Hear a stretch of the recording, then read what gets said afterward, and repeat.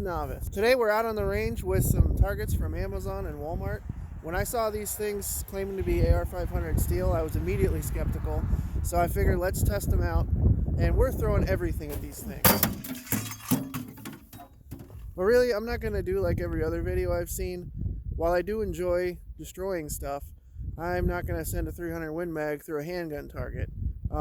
If I start doing that, my wife's not going to let me buy anymore, but also, you know, I'd like to hang on to these targets and actually use them for my range. So what I want to do is just literally test these targets to see if they do what they say they're going to do, and I don't expect anything more than that. With that being said, I got one in particular that I don't think is going to make it to the end of the video, so stay tuned.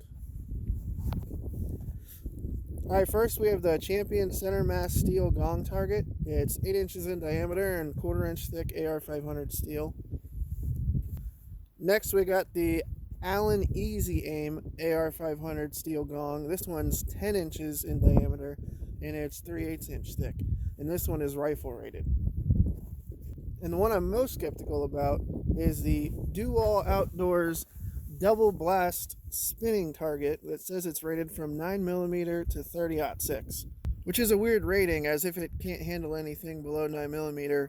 Also the fact it is not AR-500 steel, but it can supposedly handle up to 30-06, which can be anywhere from like 150 to 220 grain and probably up to 3,000 feet per second.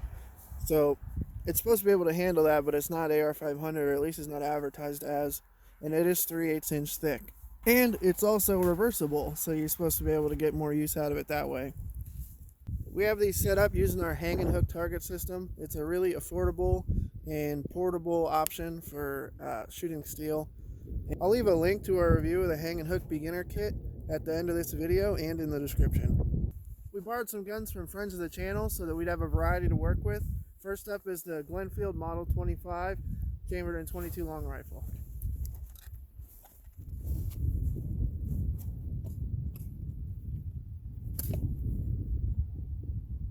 Alright, so for some reason my camera cut out when I shot the .22, so missed out on that one. Let's go check out the damage anyway. Alright, as to be expected, just a little lead, no pitting or anything. Just barely missed the splinter there. As you can see, there's a little bit of other damage on here. That's from the intro there with the kitchen sink. Got a little bit up here, and then this mess here. But there's from the .22. Alright, let's try out some handguns. Alright, next up we have the M&P Shield, chambered in 9mm.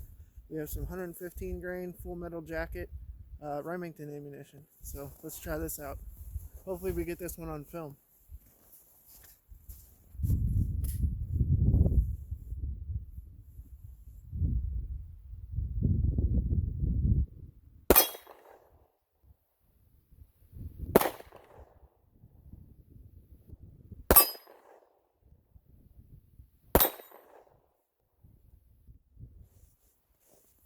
Alright, shot a little low on the Allen target there, but let's go check out the damage. Alright, got same scenario here. No dents, no pitting on the 9mm. Hit right next to the .22 shot there. And then on this one, same deal. It's holding up pretty good. Just removed a little bit of paint. Alright, on to the next. Alright, next we have the Glock 23 chambered in .40 cal. We have some Blazer steel case, 165 grain. This is going to be the last one we use on the pistol rated target, the Champion. Like I said, I'd like to hang on to these and actually use them for their intended purpose, so we're not going to try to push this one any further than what it's rated. We're just trying to see if it does what they claim it does. Alright, let's try the .40.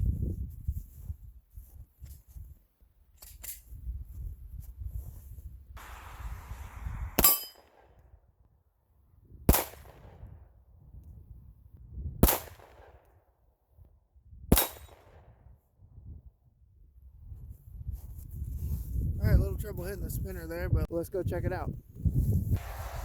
Side note, this is why we're burning through our steel case for YouTube. And Glocks will run just about anything, but got a stovepipe anyway. Alright, I think this one here is going to be the 40. Same deal. No damage. It's all cosmetic. Hit it with some spray paint. This one here holding up just the same. No actual damage. It's just all cosmetic. And this guy surprised me. Took me a couple times to hit it with the 40, but got it right here. And seems to be holding up really well, actually. Well, that's going to be it for the Champion. We're going to go try some rifles on these other two. Alright, first up for the rifle calibers, we have the Norinco Mac 90. This is chambered in 7.62 by 39. We have some Wolf Military Classic with the lacquer sealed neck and primer. And we're going to see how the two rifle rated targets hold up to this.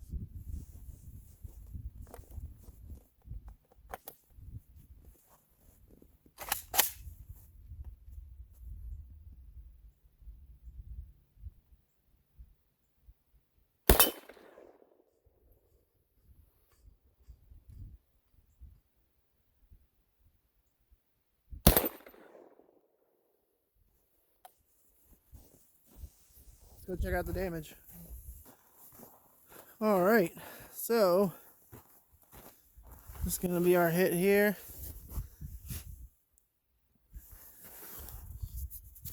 Still no pitting or anything on that. This target's holding up real nice. Lost our sticker. As far as the spinner goes, we knocked that over, and we'll give it the benefit of the doubt because the ground is pretty frozen. But if you check out that hit there, that's still no pitting, just a little cosmetic damage there. Same as we've been seeing pretty standard throughout this test. Alright, let's step it up to a little bit slower but larger projectile. Alright, next up is the Winchester Model 94. This is a 30-30, and we have some Federal 150 grain soft nose that we're going to be running through it today. So let's go see what we can do with this.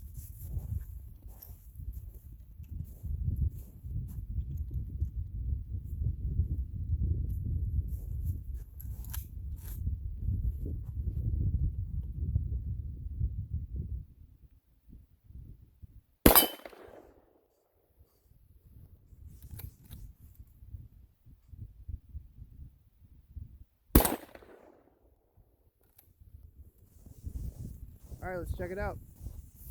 Alright, knocked over the spinner again here. Alright, this one here is going to be our 30-30. Looks like we got a little pitting with that one. I don't know how much you can tell, but small dent. Very minor.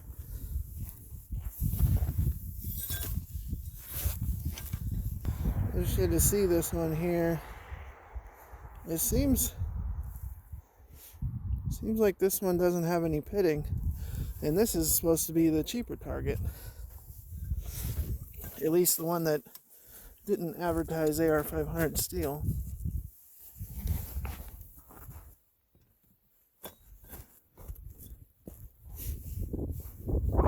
Alright, we got one more rifle. We're gonna go a little smaller round, but a lot faster. Alright, so for our last rifle, we have a Savage Axis 243. There's a Bushnell 3x9 scope, nothing special. But we got 100 grain rounds, and they're going to be traveling just under 3,000 feet per second. So we'll see if speed makes a difference on these targets or not.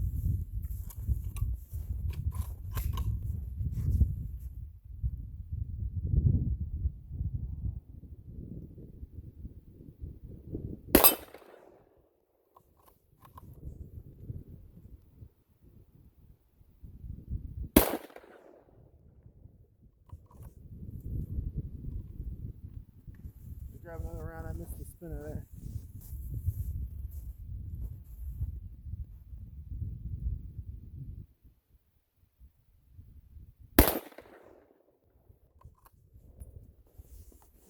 check it out.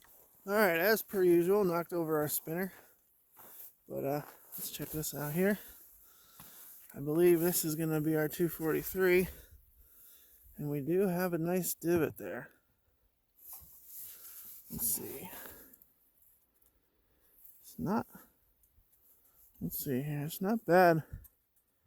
It's honestly, it's a hair less than the 30-30.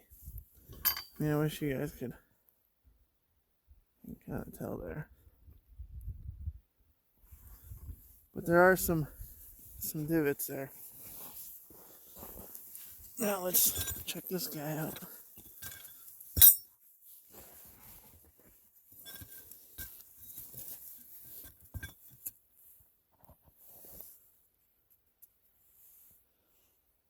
Honestly, it's about the same.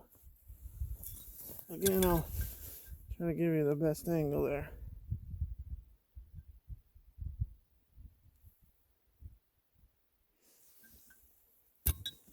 But they did get some divots in them from the 30-30 and the 243. So in the target company's defense, they do say that you should be firing these rifles that it is rated for out at a certain yardage, and I'm definitely closer than that. I'm kind of limited with the size of the range here. But I will say I'm pretty impressed with this guy. I did not think that this spinner target would be worth much. I thought we'd be zipping right through that thing with the higher caliber rifles. But held up pretty good. I'm happy overall. And I got some more steel for my home range here. So, all right, if you guys made it to the end of this video, I appreciate you. If you liked the video, prove it. And make sure to subscribe if you're not already, and share it. If you're interested in any of these targets, you can help support the channel by checking them out in the links in the description. That's all for today. We'll see you guys in the next video.